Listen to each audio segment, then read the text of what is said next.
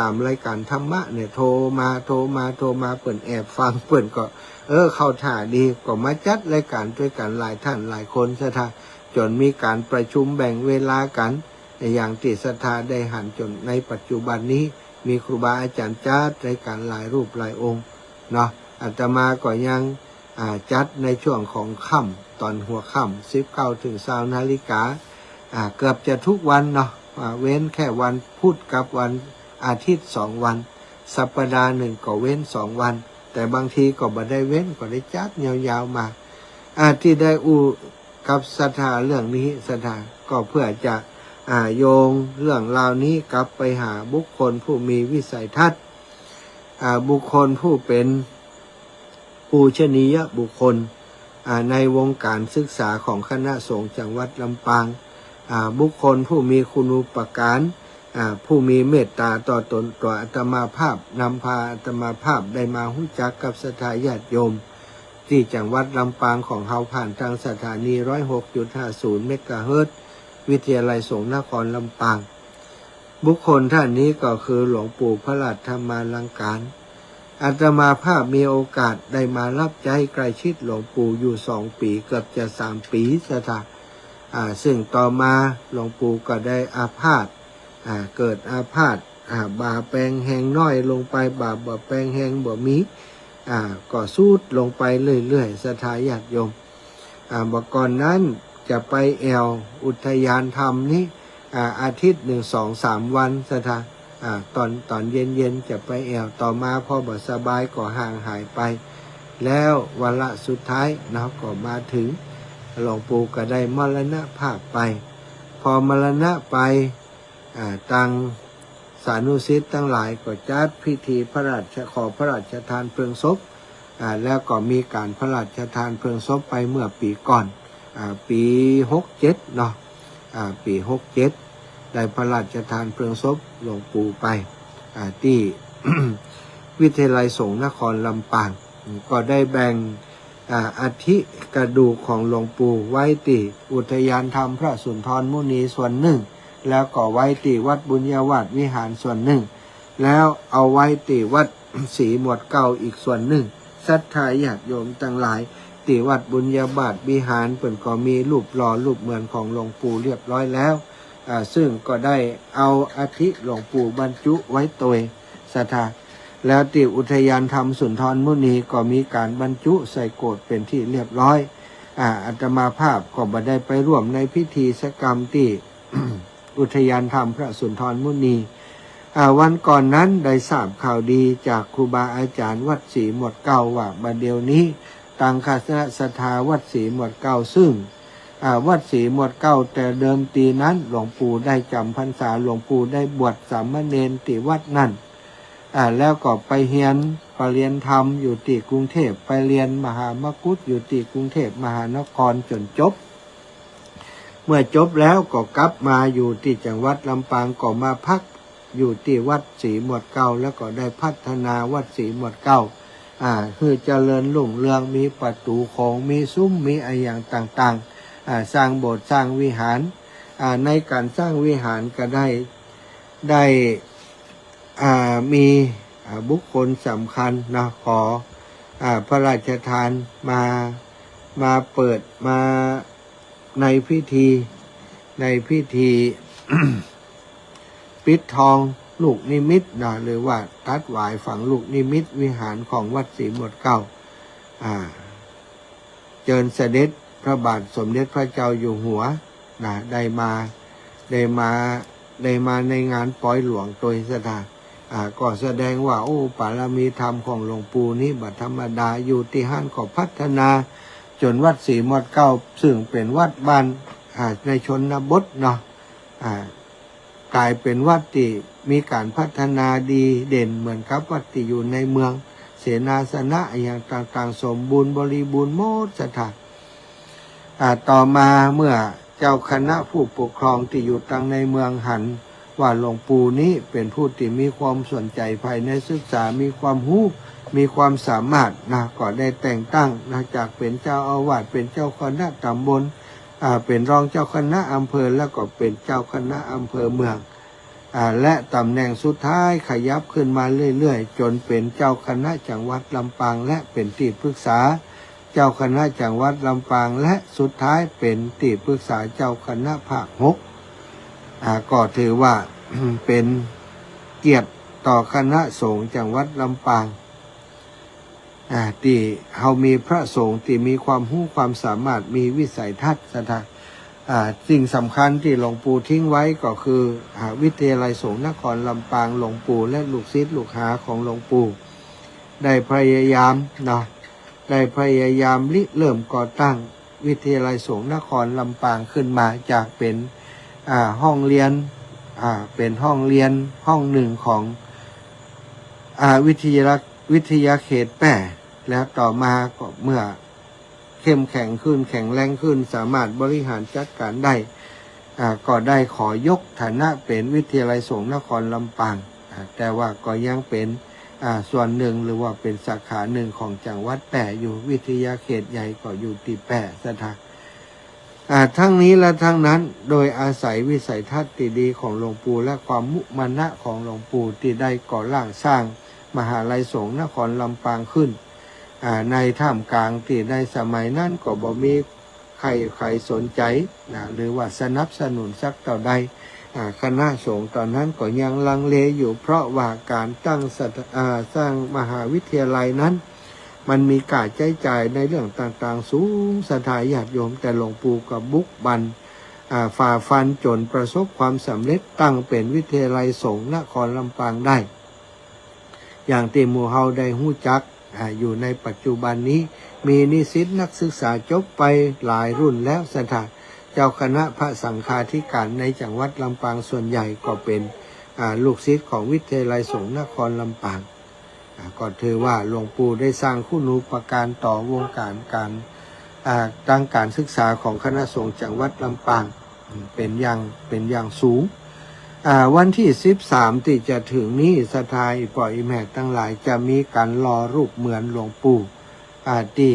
วัดศรีหมวดเก้าเนาะก็นับว่าเป็นโอกาสที่ดีของเจ้าลำปางของลูกหลานของหลวงพระเดชพระคุณหลวงปู่พระหลัดธรรมาลังการ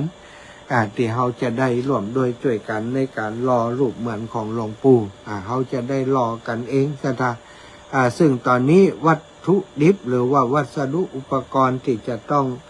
ร่วมกันเสาะหามานั้นก็คือตองแดงเนาะน่าจะเป็นตองแดงเพราะว่าอันได้ยินเปิ่นบอกว่ากิโลแผ่นหนึ่ง59 บาทอีน่ะแผ่นตองนั่นนะแผ่นน่าจะเป็นแบบได้อาตมาก็บ่หันกำจะแผ่นละ59 บาทแต่ว่าถ้าเอาเป็นกิโลนะถ้าเอาเป็นกิโลนี่ตกกิโลละ500อาตมาก็ว่าโอ้ถ้ากิโลละ500ขอฮับ2 กิโลก็แล้วกันเป็น 1,000 บาทของอาตมากิโลหนึ่งของแม่ย่าคำแม่ของอาตมาแหมกิโลหนึ่งก็จะเป็น2 กิโลอินทร์ได้แจ้งไป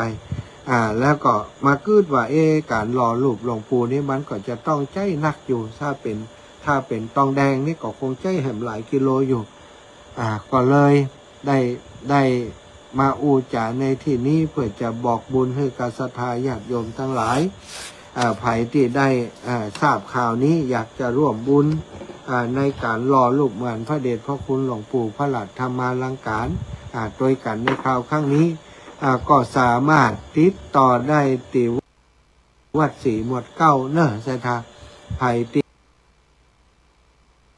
ใกล้วัดศรีหมวดเก้าปีน้องหนองยางปีน้องบ้านล่องไกลอย่างปีน้องไก่เคียงแถวนั้นไปจดเอาลายใหม่เอาจื่อไปปูจาไว้ก่อนเลยเพราะถึงวันที่13มาจะวุ่นวายศรัทธาคนจดจื่อก็ไผเป็นไผบอกอยากฉะนั้นถ้าศรัทธาได้ทราบข่าวแล้วอยากจะร่วมบุญโดยเปิ่นได้อยากจะเป็นเจ้าภาพตองแดงเนาะที่จะรอรูปเหมือนหลวงปู่เนาะกิโลละ500 บาทกิโลละ500 บาทศรัทธาถ้าเอาเป็นแผ่นก็ตกแผ่นหนึ่ง59 บาทศรัทธาญาติโยมจะเอาเป็นแผ่นก็ได้2 แผ่นก็ได้เอาเล็กๆน้อยๆก็ได้หรือว่าสนใจจะเอาเป็นกิโลก็แล้วแต่ตามอัธยาศัยที่ศรัทธาญาติโยมจะรับได้ ภัยที่อยากจะร่วมด้วยช่วยกันถ้าอยู่ใกล้วัดศรีหมวดเก้าไปที่วัดศรีหมวดเก้าเลยเนาะหรือว่าจะหู้จักกับแม่บัวเย็นจันทบก็จะฝากแม่บัวเย็นหอมผ่านแม่บัวเย็นก็ได้โอ้หรือว่าอาจารย์อีแม่ก็จะเปิ้งอาจารย์เนี่ยได้กำได้ก็ยินดีเนอะถ้าจะให้อาตมาเป็นสะพานบุญจะโอนมาผ่านที่อาตมาก่อนก็ได้แต่ว่าขอคือส่งสลิปมาหรือว่าถ้าบ่ส่งบ่จ้างอาจารย์ก็โทรมาแจ้งอาตมาจะได้จดชื่อและจะประกาศชื่อเสียงเรียงนามไว้ตอนนี้ก็มีพระมหาสมชาติชาตะปัญโยเนาะ1,000 บาทนะ1,000 บาทก็ได้2 กิโล2 กอท่านอื่นๆคนอื่นๆใครจะเป็นเจ้าภาพด้วยกันก็ก่อยแจ้งมาเนาะไม่จำเป็นจะต้องวันนี้นะหรือว่าโอ้อีแม่จะไปรอตัวไปร่วมกิจกรรมตัวเปิ่นไปรอตัวเปิ่นก็ได้ในวันที่13จะได้ร่วมพิธีอันศักดิ์สิทธิ์พิธีอันสำคัญอาตมาก็จะไปร่วมตัวสถานแต่ก็คงจะอยู่จ่วยเปิ่นสักระยะหนึ่งคงว่าได้อยู่ถึงวันค่ำเพราะมีงานที่อื่นจะต้องเดินทางไปแหมเนาะเซตท่านน่าจะเป็นตอนเช้าแล้วก็ตอนควายตอนบ่ายน่ะจะได้เดินทางไปที่เวียงป่าเป้าอยู่ศรัทธาญาติโยมวันนี้เนาะอาตมาคืนที่ผ่านมาได้พักอยู่ที่สุสานประจ้าดอยแม่ปังหน้าพระธาตุหน้าวัดดอยแม่ปังหลวงปู่แหวนสุจินโนก็สบายดีอากาศเย็นสบายแต่คืนที่ผ่านมาแต่ก็มีเสียงเล็กน้อยเนาะเพราะว่ามีพี่น้องที่เปิดมาสังสรรค์อูจากันอยู่ที่หน้าป่าจ้าเป็นร้านค้านะสถาพวกตี 3 ตี 4พวกก็เปิดยั่งกันสะดุ้งตื่นมาได้ก็อู้กันแต่คืนเลยบัดได้นั่งสมาธิดีสักกันเนาะสถานหลังจากที่ได้พักผ่อนอย่างสบายใจที่หันแล้วตอนเจ้าก็ปกตินะตื่นเจ้ามาก็ออกบิณฑบาตเป็นวัดนะเก็บข้าวของก็ออกเดินบิณฑบาตมาเดินมาระหว่างทางก็มีคนใส่บาตรนะโดยเฉพาะที่บ้านแม่ปังบ้านสันติสุขศรัทธาญาติโยมใส่บาตรกันนักเตี้ยวมาตุนตางหลวงก็มีคนใส่บาตรเป็นช่วงแต่มาภาพบันไดเยอะเกินไปก็แบ่งศรัทธาพี่น้องเจ้าบ้านแบ่งละเด็กละอ่อนไปตามนั้นเนาะเพราะว่าพกมาคนเดียวหรือว่าเอามาทั้งหมดเป็นไปบ่ได้เดินมาถึงที่ว่าหน้าวัดป่าแขมนะวัดป่าแขมตำบลแวนสถานอำเภอพร้าวโยมป่อรัตนะโยมป่อรัตได้ขับรถไปตัวหาเพราะเปิ่นนิมนต์มาฉันตีบ้านเปิ่นมาฉันตีบ้านเปิ่นก็กว่าจะมาเดินบัดตันเนาะเพราะจากตีหันจะมาบ้านเปิ่นก็หลายกิโลประมาณ 5-6 กิโลโยมปอรัดก็เลยไปฮับเอาอาตมาตีปากทางเข้าวัดป่าแขมนะป่าแขมหรือแม่แขมเนี่ยก็มาถึงบ้านเปิ่นก็พอดีว่ายังมีเวลาเนาะก็เลยได้บอกคือป่อว่าจะชดไปหาบ้านป่อทองดีกำเปิ่นอยู่สันตภาพนะบ้านสันตภาพโยมป่อเปิ่นก็ไปส่งปรากฏว่าเป็นคนรู้จักกับโยมป่อตัวนะป่อทองดีป่อทองดีบ้านสันตภาพนะเปิ่นรู้จักกับป่อรัดตัวป่อรัดดวงแก้วนี่แล้วก็จากนั้นก็ได้กลับไปฉันเข้าที่บ้านโยมป่อโยมป่อรัดเนาะซึ่งวันนี้ก็มีผลที่เปิ่นหายหอมมามีป่อรัดดวงแก้วนะแม่แสงจันทร์ดวงแก้วในประชุมดวงแก้วบ้านทุ่งหลวงได้ร่วมบุญมา1 ซองอาตมาบ่ได้แกะพอทั้งในกำจัดครอบครัวแม่พวงทองสุริยาก็ได้ร่วมบุญมาแหม1 ซองอันนี้พ่อปู่แม่ย่าถวายท่านพระมหาสมชาติ500 บาทป่อน้อยทองแม่รัดปันทองบ้านเท่าพญาภาพ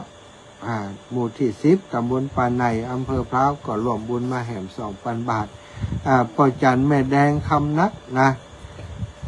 บ้านสันตภาพอำเภอพร้าวก็ร่วมบุญมาแหม1 ซองนางคำมูลทุนผลร่วมบุญมาแหม1 ซองป่อน้อยค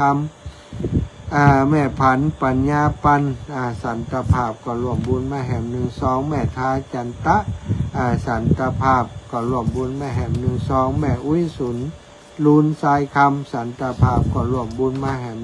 12คุณโยมจำลองทะพลอยหนุนสันตภาพร่วมบุญมาแห่ม12แล้วก็โยมแม่บุญไลโยมแม่บุญไลได้ร่วมบุญมาแห่ม12แม่ขันแก้วปันแก้วขันแก้วปันแก้วบ้านหนองประมันก็ร่วมบุญมาแห่ม12แม่จันเพชรงามชื่นก็ร่วมบุญมาแห่ม12พ่ออดุลแม่ศรีไลแสงเรืองก็ร่วมบุญมาแห่ม12พ่ออดุลนี้อายุได้90 ปีแล้วสถานแม่ศรีไลนี่80 กว่าปี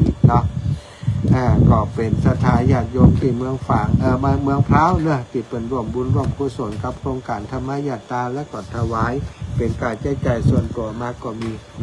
เอาละสถานญาติโยมได้เวลาที่จะปั่นเวลาให้สถานญาติโยมได้โทรมา82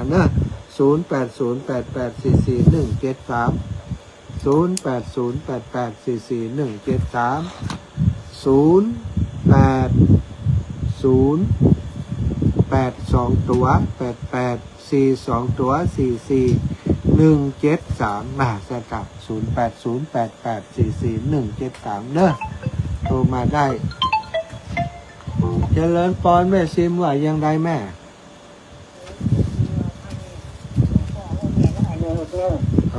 แม่ซิม100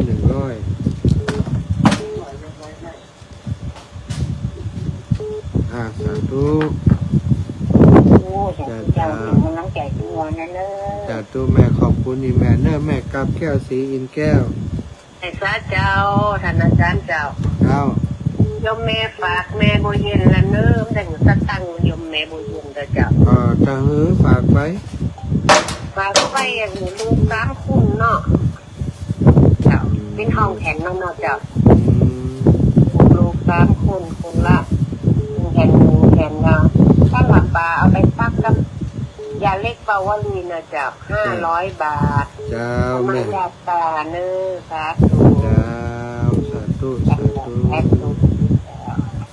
แม่ยาเล็กปาวลีไปก่อน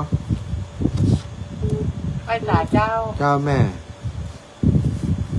เอากิโลนึงแล้วเจ้าวันจันทร์แม่จะโอนตังค์ให้เนอะแม่ไปกะไปไหนโอ้ติดรอที่ว่าสิมื้อเก่าไปอยู่แต่ว่าจดไว้ก่อนเนาะจดไว้ก่อนแต่ว่าแม่ต้องเอาปัจจัยไปไหนซุปเปอร์กะไปหอมปะกะเอาไปหอมปุ๊เลยเอาไปหอมปุ๊เลยเลยเจ้าแม่กิโลจ้าหอมปุ๊เลยเขาจดไว้ให้มันได้เนาะจ้าโอเคเจ้าขอบคุณมากเจ้าไว้เจ้าสาธุขอบคุณอีแม่เช่นกันเจริญพรแม่น้อมสุภาวงศ์แต่คนมันนอนได้ไม่ปอกได้ม่วนเนาะม่วนแม่อย่างก็ที่วัดอย่างก็ภูเขาหลวงปู่ขาวนันละโยกันภูเขาวันสงเดือนละเด้อหลวงปู่ขาวนันละโยวัดนั้นนะหลงคอดบ้านหลงคอดม่วนเนาะเจ้าโยมแม่ม่วนไปแล้วเสียเจ้าสาธุแม่เนอะแม่น้อมสุภาวงศ์ปีน้องดอยลอย่าล้วนยอดคำปานเจ้าไว้สาเจ้ากระคืนก็ได้โทรมีสัญญาณไฟคนติดไฟทางกลางวัน9 ถึง 9 โมง 10 โมงกันนะฟังอย่างเดียววันนี้อยู่ถึงไหนอยู่บ้านนั่นถูกสองนี่แม่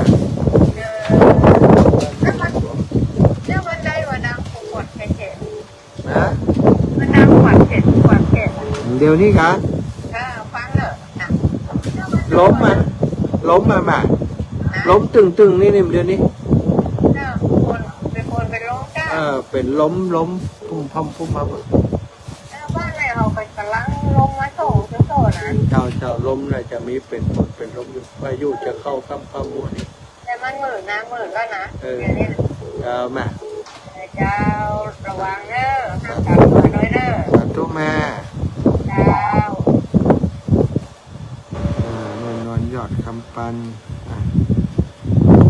ขอบคุณสัญญาญาติโยมที่ทุกมาตอนนี้สถานการณ์ที่ปัญญาเตตมาอยู่ลมตึงตั้งนะจะรายใดกับหมูจะย้ายพรโทรมาพูอะไรanh nhận đánh sâu xe sâu à ล้มมาเขาว่าจับโม่โชว์โชว์ล้มไม่เยอะข้าวโพดแบบคือข้าวโพดโจ๊กนะล้มแบบนี้นะเนาะโน่ไปได้อย่างภาพแมบเยอะล้มโจ๊กกันนะแล้วแบบโจ๊กอ่ะ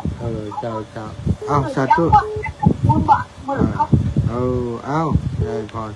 เจริญพรแม่เพนนะลำพูน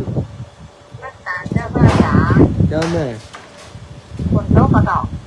เนี่ยกำลังล้มตึ้งนี่แม่ว่าแบบยุ่ยอันนี้มันลมตั้งแต่มันแรงแล้วนะลมแล้วก็ฝนตกเลยต่ำเจ้าพระอาจารย์เจ้าถ้าเราอยากจะพร้อมนี่เนาะจะเป็นได้พร้อมรอรูปแบบนี้กะเจ้าก็โอนมาเลยจะได้เพราะว่าเขาจะจัดเป็นพระป่าไปอยู่แล้วของเขาส่วนหนึ่งแล้วก็เอาของศรัทธาไปอันจะเอาเป็นพระป่าดีกว่าเนาะใจแม่เขาไปตัวใดเอา100ไปก่อนแต่ยังไม่ได้โอนนี่อยากจะโอนพร้อมเป็นเงินว่าจะเรียนพระป่าโรงเรียนล่ะเจ้าตัวไหนอยากทำบ้านญาตินาตัวใหญ่เจ้าได้เจ้าแม่สาธุเจ้าบุญหักษาเจริญพรแม่ละอ่อนควางเป้า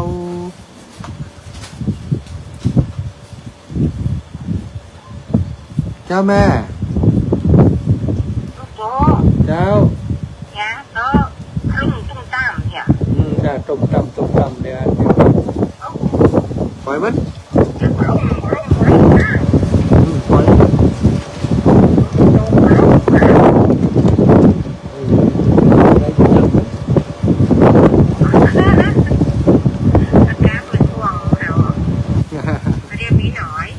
เดี๋ยวมีเตียนหนอบ้านทุ่งหลวงบ้านทุ่งหลวงติดไม้ได้แต่งานเจ้าโอเคโอพระเจ้าสาธุหน้าแม่สาธุญาติโยมฝนตอนนี้เป็นฝนเป็นลมเนาะเป็นฝนเป็นลมขลึ่งตึ้งตั้งแม่ขันแก้วปันแก้วหลักพออยู่ก้าสาธุเจ้าท่านอาจารย์พระอาจารย์อยู่ที่ไหนเจ้านอนที่ไหนเจ้าขอให้มีสุขภาพแข็งแรงอยู่ป่าจ้าบ้านทุ่งหลวงเนาะตอนนี้กำลังเป็นฝนเป็นลมมันลึ่งตึ้งตั้งอยู่พอมันจะเป็นอย่างไรเนาะแต่อยู่ในที่ปลอดภัยอยู่สถานญาติโยมอยู่ในที่ปลอดภัยอยู่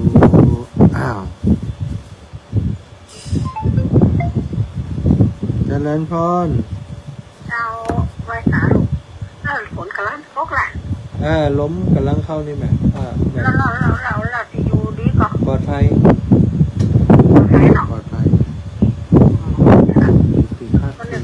มันเป็นอาจารย์วนไปคือเหมือนเขาท้อง2 แผ่นก็ได้เจ้า2 แผ่น100เป็นไหนจะโอนไปคือเขานะ2 แผ่นเดี๋ยวกับป๊อเอา100กับป๊อเอา100กับป๊อสาธุเจ้าที่ส่วนต่างที่จะออกนึกเจริญพรแม่ยาแก้วอย่าเอาฝนตกก็หลบกำลังมีลมยังตกบ้านเขาทั้งตกทั้งหลบล่ะตกแล้วล่ะตกแต่ตกหนักลมตลบเนี่ยเปิดก่อนให้ระวังกันที่5 6 7เนี่ยนี่นะนั่นไปกับรับเจตกรรมรับพื้นเนี่ยเจ้าถ้าบุญเตรียมกันอย่างไรเจ้ามาเดี๋ยวต้องลงโยเนี่ยประจ้ากันประจ้าไหมดูดีๆก็เลยคนมาดี มาก็มุดใต้โต๊ะนะครับ จ้า ตุนนะ จ้าจ้าครับ เจริญพรแม่ศรีสุรินทวงศ์เขื่อนย่าง เจ้าพระอาจารย์เจ้า แล้วมาเดี๋ยวนี้ถึงที่ไหนไม่แวะ เลยไม่แวนมาแล้ว มาอยู่บ้านทุ่งหลวงตำบลทุ่งหลวงแล้ว แล้วพระอาจารย์ไม่ได้เข้าบ้านห้วยบงเจ้า ห้วยบง เจ้า ไปทางไหน อ้าวนั่นปิดไม่แวะไปปิดไม่แวะนั่น อ๋อไก่อากาได้ไก่มั้ยอากาได้ลง ตอนแม่ก็อยู่ห้วยบงนะรถไปลงไม่แวะนั่นเร็วไป3 กิโล โอ้ได้ครับ นั่นมันพรุ่งนี้แม่จะโอนสตางค์ไว้เอาที่สมัยจะจ่าย300นะเจ้า อ๋อเจ้าได้กะเจ้า แล้วแม่จะบอกเวลาเนอะ สาธุเจ้าแม่ เจ้าสาธุเจ้า บุญรักษาโอ้ไปถึงเลี้ยงปะเป้าพุ่นกันนี่ ไปถึงแม่สวยพุ่นกัน เจ้าทางนี้ เสียงไปถึงพุ่นกัน เจ้าถึงแล้วเจ้าถึงฟังเสียงลมบ้ามบ้ามอยู่เลย น่าจะล้มเข้า เวลาลมหลวงเนี่ยยังไงหรอ เดี๋ยวนี้มันมีตีอยู่นี่มันมีตีหมอบเข้าปืนกันเดี๋ยวก็โตนี่มีอยู่ ก็ได้รถมาบ้านเขาก็ ไปแม่วันที่14น่ะ13อาจจะ13ไปนอนพุ่นก็ได้ 12ที่แม่เขาอยู่หน้าบ้านเขาอยู่วันนะเป็นเนาะ ครับแม่ ท่านที่แม่ทำตัวอย่าง100ปันเนอร์เจ้าถึงจองถึงเนอร์ จ้าแม่จ้า โอ้เสียใจฟังลูกเราขอละเนอร์จากทุกตละ แล้วเจริญพรแม่อัมพร ภาษาเจ้าหาจะได้น่ะเป็นลงบ้างๆเด็ก นะครับแม่เดี๋ยวจะ เขาตีอยู่ดีก็ ตีอยู่ที่นี่ก็ถือว่าปลอดภัยจะได้อยู่ไหม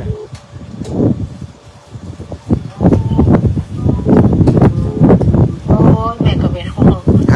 ใจ ไม่ได้ยินโอ้รักษาตัวนี่นะเนอะ เจ้าแม่เจ้า โอ้จ่าเป็นผลเป็นลมนี่นะ จ้า เจ้า สาธุค่ะ เจ้ากับไว้สาเจ้า ปลอดภัยได้อยู่ แม่ตะกี้ไฟนี่ตุ๊ดแต่หายไปแม่อัมพรมือเนาะจะทายาทยอมได้ละตอนนี้เนี่ยฝนตกครับก็ฝนตกในเมืองลำปางวะสตาที่นี่กำลังเป็นลมเดี๋ยวก็จะเป็นฝนแล้วกันเนาะมาใครมาก็มาฝนขอบคุณเจ้าสาธุขอให้พ่ออุ้ยนวดหวานแม่สีไลและข้าวเจ้าท่าน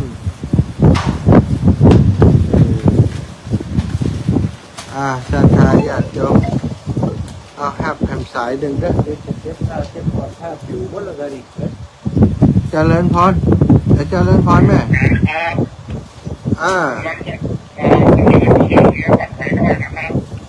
บ้านฝ่ายน้อยอ๋อ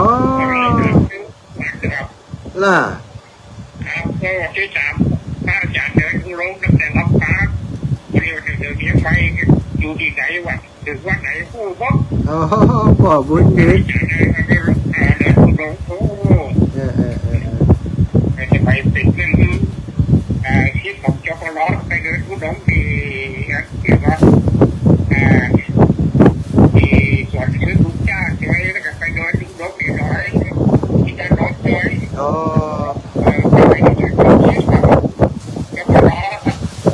วิทยาลัยสงฆ์ตอนแรกอ๋อดีครับโอ้ดีครับพ่อปล่อยอย่างก็นี่ปล่อยอย่างก็พ่อบุญยืนสิทธิเครือเนาะขอบคุณพ่อเนอะ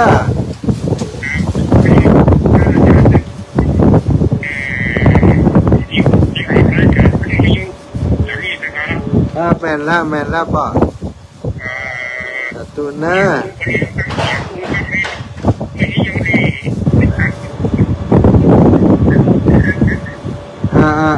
ก็เพราะว่ามันมีสัญญาณเน็ตมีปัญหาตอนนี้ทั้งเพศก็มีล้มด้วยบุ่มบอกสาธุนะพ่อนะ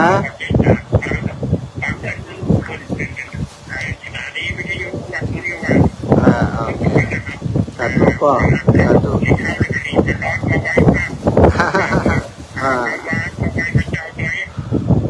หมดเวลาแล้วหมดเวลาแล้วจ้าเอาลาแต่อีกก่อนเด้อพ่อสาธุจ้าศรัทธาญาติโยมทุกคนทุกท่านนะขอลาไปโดยเวลาเพียงเท่านี้ขอความสัตย์สดีจงมีแก่ทุกคนทุกท่านจัตตารโอธรรมาวัฏันติอายุวันโนสุขังพระลังวัฏัน